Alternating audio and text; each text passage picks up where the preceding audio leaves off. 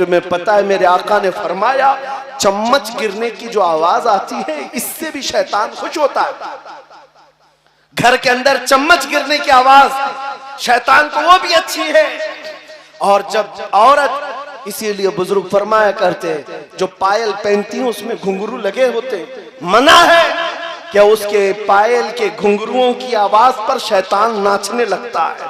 ये तो छोटी छोटी आवाजें, और तुम जो डीजे लगाते हो उससे तो पता नहीं कितनों के कलेजे फट जाएं, कितने हार्ट पेशेंट मर जाएं, कितनों के घरों के सामान हिल जाएं। तुम इतनी बड़ी बड़ी आवाजों पर रक्स करते हो और क्या करने जा रहे हैं, क्या करने जा रहे हैं। कहते तो है हम सुन्नते रसूल को आबाद करने जा रहे हैं, शादी सुन्नते रसूल है।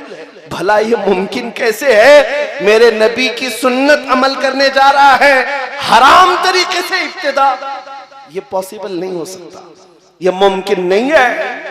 अजीजा ने गिरामी वकार, तुम अगर मुस्तफ़ा करीम सल्लल्लाहु तआला अलैहि वसल्लम के सच्चे मोहब्बत करने वालों में हो, इश्क करने वालों में हो, तो तुम ये तमाम चीजें भूल जाओगे।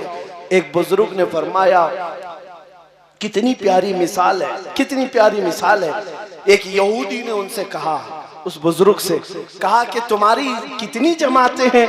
एक मौलाना ये कहता है, एक मौलाना ये कहता है। यहूदी डिबेट कर रहा था। उन्होंने कहा है इख्तिलाफात है, काम मुझे लाल पसंद है, इनको हरा पसंद है, इनको काला पसंद है, हम में सबकी पसंद अलग अलग है। लेकिन जब हमसे ये कह दिया जाता है रसूलुल्लाह की ये पसंद है, हमारी सारी पसंदें कुर्बान कर देते हैं। फिर हमारे दरमियान लाल काला पीला नहीं आता, हम उस पर चलते हैं जो रसूलुल्लाह की पसंद है। ये उम्मत का खासा होना चाहिए। आज ये फकीर कादरी आपके सामने आकर खड़ा होकर ये अर्ज कर रहा है, मेरे मुस्तफा को कैसा मुआशरा पसंद था, कैसा मुआशरा पसंद था। क्या आप वो बनना नहीं चाहेंगे जिसको देखकर रसूल पसंद करे, रसूल पाक सल्लल्लाहु तआला अलैहि वसल्लम जिसको पसंद करे। मुझे एक बात याद आती है, कमरे में था कुछ दिनों पहले किसी प्रोग्राम में, और एक साहब, एक नौजवान लड़का मुलाकात के लिए आया, सज संवर करके, बहुत उम्दा कपड़े पहना, उम्दा खुशबू लगाया, सुरमा लगाया आया। मुलाकात करने के बाद मैंने पूछा क्या हमेशा इसी तरह के लिबास में रहते हो। कहा नहीं, आज आपसे मिलना था इसलिए तैयार होकर क्या ये कपड़े पहन कर आया।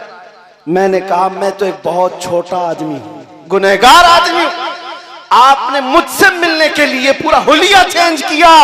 क्या आपको खबर है अचानक एक रात आएगी जब मलकुल मौत रूह निकालेंगे और तुम रसूलुल्लाह से मिलने के लिए कब्र जा रहे होंगे, तुम कब्रिस्तान जा रहे होंगे।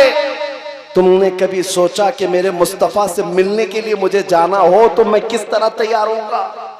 उस वक्त मलकुल मौत तुम्हें तैयारी करने का मौका नहीं देंगे, इसीलिए हम वक्त तैयार रहो। जिस दिन भी आ जाए इज़राइल, लब्बैक कहो और चल पड़ो कि रसूलुल्लाह की बारगाह में जाना। मेरे अजीजों, किसी को गुनाहों के अड्डों पर उठाया गया तो उसका खात्मा कितना बुरा है। मैं आपको कहता हूं, लोग कोरोना में मरने वालों के मुतालिक कहते थे, अरे बेचारे की मौत हो गई, प्लास्टिक में रैप करके अंदर डाल दिया गया, 4 लोग जनाजा पढ़े, उससे ज्यादा जनाजा पढ़ने की किसी को इजाजत नहीं थी। यही हालात थी। लोग इसको ये समझ रहे थे कि शायद ये बुरी मौत है और डर रहे थे। बुरी मौत इसको नहीं कहते, ये फैली हुई वबाई बीमारियों में बड़े बड़े बुजुर्गों का भी इंतकाल हुआ है। अशरे मुबशरा, 10 जन्नती साहबा में से एक साहबी अबू उबैदा बिन जर्राह रदियल्लाहु ताला, ताउन अमवास फैली हुई बीमारी में उनका इंतकाल हुआ। कोई ये नहीं कहता कि उस सहाबी की बुरी मौत हुई। हजरत अबू जर गिफारी, इनका इंतकाल हुआ, इनकी बीवी चौराहे पर जाकर खड़ी होकर ऐलान करती थी कि लोगों कोई है आओ, मेरे शौहर का इंतकाल हुआ, जनाजा के लिए कोई है नहीं। 4 लोगों को ढूंढने के लिए उनकी बीवी खड़ी थी। तो क्या मतलब है, बुरी मौत है? मौत का बुरा होना या अच्छा होना न बीमारी पर डिपेंड है, न लोगों की कसीर तादाद पर है। मैं आपको बताता हूं मौत अच्छी है या बुरी कैसे। अगर तुम ईमान पर मर जाओ और 1000 टुकड़ों में कट जाओ, अच्छी मौत। और अगर गुनाहों के अड्डों पर मौत आई, कुफ्र पर मौत आई, फिर तुम्हें 1 लाख लोगों का कंधा भी मिल जाए, बुरी मौत है, बुरी मौत है।